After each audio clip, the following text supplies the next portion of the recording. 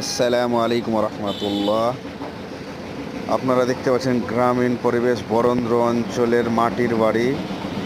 আঁকাবাঁকা রাস্তার দুই পাশে ছোট ছোট মাটির ঘরগুলো প্রশান্তি দেয়, মনটা জুড়িয়ে যায়। মাটির বাড়ি এক ধরনের এসির মতো কাজ করে।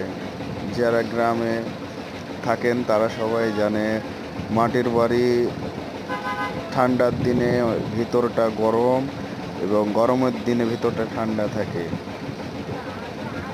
মনোরম পরিবেশ গ্রাম বাংলার সত্যিই মুগ্ধ করে তোলে।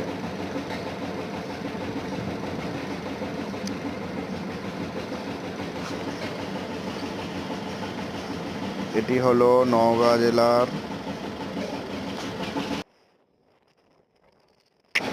কুসুমকুন্ডা বিল যাওয়ার রাস্তায়।